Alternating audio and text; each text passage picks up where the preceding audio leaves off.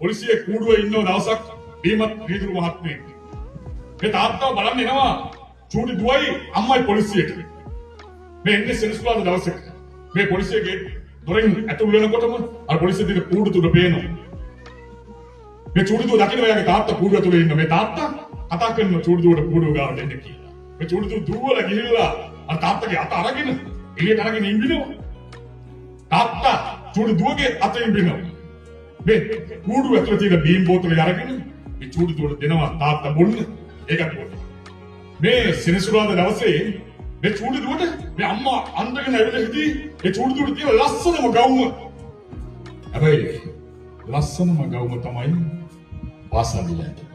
යාට ඉස්කෝලේ ගවුමට වඩා ලස්සන ගවුමක් නැහැ. එතකොට මේ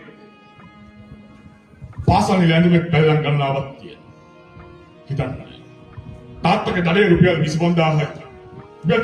රුපියල් 25000කට ගවුම් 35ක් කරදුවට මහලා දෙන්න පුළුවන් තාත්තා කෙනෙක්. අද ආදරේ කියලා කියන්නේ මොකද්ද? අද අපේ ජීවිතේ විඳිනවා නම් අද බැටෑරිලා ගෙදර යනකොට ආදරණීය තාත්තේ කවුරු හරි බොන්න කතා කරනවනම් හිතන්න ගෙදර ඉන්නවා අර අහිංසක ඇස් දෙකක් තාත්තා ගෙදර එනකම් මග බලාගෙන. ඔලේ ඕනේ ඔපාකම් ඉටු කළා නම් කමක් නැහැ. ඒක දවසක් එක වසරේ චූටි පුතෙක් එයා කෑම පෙට්ටිය අතින් වහගෙන කෑම එක කනවා. ටීචර්ලා බලනකොට ඇයි මේ අතින් වහගෙන කෑම එක කන්නේ? මේ කෑම එකේ තියෙන්නේ බතුයි. අමු ගොටකොළ හීනියට කපලා ලුණු කවලක් කරනවා. අමු ගොටකොළ මැල්ලුමයි විතරයි.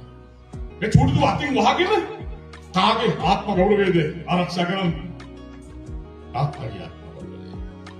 තාත්තගේ ආත්ම ගෞරවය ආරක්ෂා කරන එක වසරේ පුතෙක් අරක යාළුවෝ දැක්කොත් ලැජ්ජ හිතන්නකෝ අපි දරුවෝ අපේ ජීවිතේට ගෙනාව නම් ඒ දරුවන්ගේ ඕනෙපාකම් ඉටු කරලා ඉන්න ඕනේ. අද ඉස්කෝලේ ඇරලා අර කඩවල කෑම දිහා බලන් ඉන්න දරුවෙක් වෙන්න ඕනේ අපේ දරුවෙක්.